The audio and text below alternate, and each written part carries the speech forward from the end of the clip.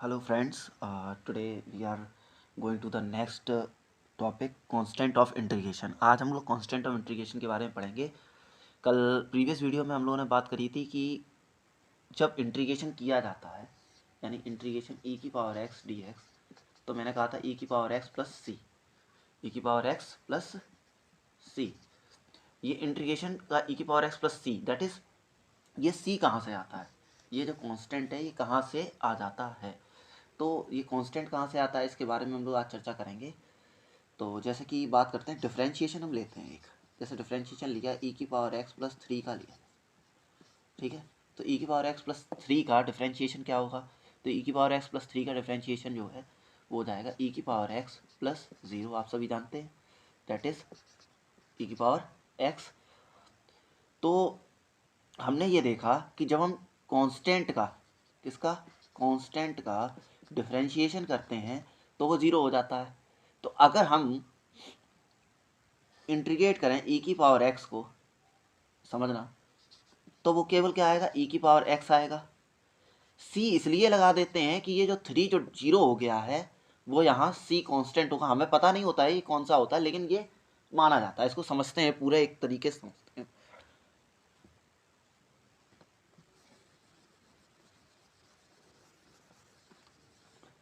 देखिए जैसे कि डिफरेंशिएशन ले लेते हैं हम लोग एक्स स्क्वायर प्लस थ्री का, तो ये क्या हो जाएगा, two x plus zero equal to में टू एक्स। और इसको अगर हम ध्यान से देखें, थोड़ा यहाँ पे भी देखें एक differentiation, D over D x of x square, तो ये भी क्या हो जाएगा, टू एक्स। एक्स स्क्वायर का भी डिफरेंशिएशन टू एक्स है, x square plus three x का भी टू एक्स है। अगर हम टू एक्स का यहाँ इंटीग्रेशन करें, टू एक्स का इंटीग्रेशन करें तो हमें टू एक्स का इंटीग्रेशन क्या मिलेगा, इंटीग्रेशन का एक फार्मूला हमने आपको बता रखा है पहले से ही, ये वाला एक्स की पावर एन डी एक्स का क्या बताया, एक्स की पावर एन डी एक्स का फार्मूला मैंने बताया आपको, एक्स की power n plus one upon n plus one. Is that clear. तो इसी फार्मूले को लगा देते हैं, टू हम लोग बाहर लिख लेते हैं, x d x that is two x की पावर एन, एन की जगह यहाँ कितना है, यहाँ एन कितना है, यहाँ पे एक्स की पावर कितना है, वन, एन की जगह कितना है, वन, तो one plus one upon one plus one, two, sorry, x square upon two, ये कट गए, क्या बचा, एक्स स्क्वायर। अच्छा अब देखो यहाँ पर थोड़ा सा, टू एक्स डी एक्स से जब हमने इंटीग्रेशन किया, टू एक्स डी एक्स, इसका इंटीग्रेशन किया टू एक्स का, किसके रिस्पेक्ट में, एक्स के रिस्पेक्ट में इंटीग्रेट किया हमने। तो जब इसको इंटीग्रेट किया तो यहाँ पे आया क्या, एक्स स्क्वायर निकल के आया, क्या निकल के आया, एक्स स्क्वायर। अब हमने जब इसको इंटीग्रेट किया तो एक्स स्क्वायर आया, लेकिन हमने डिफरेंशिएट किसको किया था, एक्स स्क्वायर प्लस थ्री को।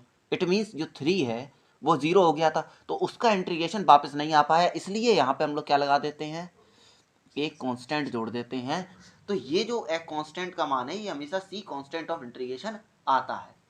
ये कांस्टेंट होता क्या है, ये कांस्टेंट होता है इज अ स्केलर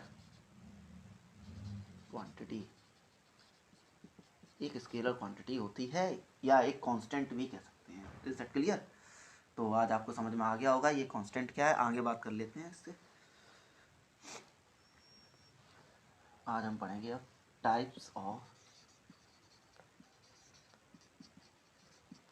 इंटीग्रेशन, समाकलन के प्रकार।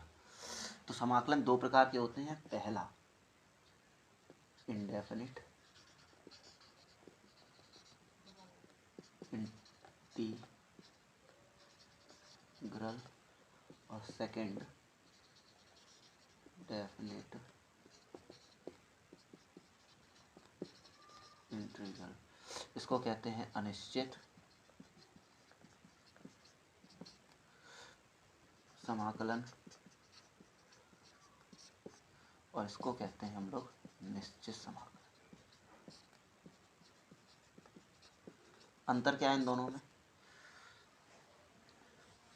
जब हम पहली वाली बात कर लेते हैं इंडेफिनिट की, किसकी बात कर लेते हैं,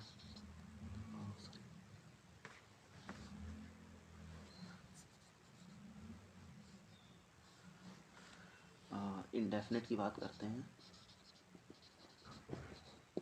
इंडेफिनिट में क्या होता है, इंडेफिनिट इंटीग्रल में, इंडेफिनिट इंटीग्रल में जब भी हम किसी भी फंक्शन का एफ एक्स का डिफरेंस इंटीग्रेशन करते हैं, किसी भी फंक्शन का इंटीग्रेशन करते हैं, तो हमें एक और फंक्शन मिल जाता है। जैसे एग्जांपल ले लेते हैं हम लोग, साइन एक्स का हमने इंटीग्रेशन किया with respect to d x, तो मिलेगा माइनस के कॉस एक्स, जो हम आपको फार्मूला पिछले प्रीवियस वीडियो में बता चुके हैं।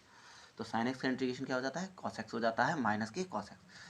अच्छा, इसमें एक कांस्टेंट सी जोड़ देते हैं। ये बात अभी हमने बताया था, कांस्टेंट कहाँ से आता है, क्योंकि कांस्टेंट का डिफरेंशिएशन जीरो हो जाता है। अगर हम इसका डिफरेंशिएशन कर दें तो एफ एक्स का तो ये हो जाएगा एफ एक्स, और सी का जीरो हो जाएगा कांस्टेंट का, इसलिए एक कांस्टेंट जुड़ा रहता है।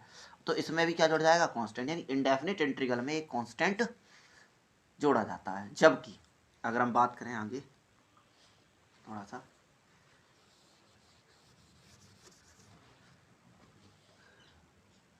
Second definite integral, definite integral की बात करें तो डेफिनिट इंटीग्रल में क्या होता है, यहाँ लिमिट लगा देते हैं हम लोग। फंक्शन का इंटीग्रेशन हो रहा है लेकिन limit A to B, lower limit A है आपकी, अपर लिमिट बी है। ये क्या करेगा, ये भी हमें फंक्शन एफ एक्स ही देगा, एफ एक्स ही देगा, बट इसमें लिमिट लगी होगी।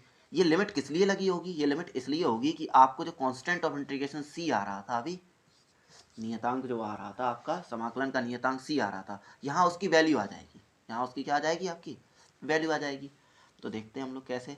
तो सबसे पहले बात कर लेते हैं, पहले इसमें अपर लिमिट लगाते हैं और फिर लोअर लिमिट लगाते हैं, f b minus f a. Is that clear. एक इसका एग्जांपल ले लेते हैं हम लोग, 1 से लेके 2 x square D x. Is that clear. X square D x का इंटीग्रेशन क्या हो जाएगा, एक्स 2+1 अपॉन 2+1, फार्मूला लगा दिया हम लोगों ने, और लिमिट क्या लगा दी, 1 से लेके 2 तक। ठीक है, थोड़ा इसको शॉर्ट करके लिख देते हैं, एक्स की पावर 3/3 लिमिट 1 to 2।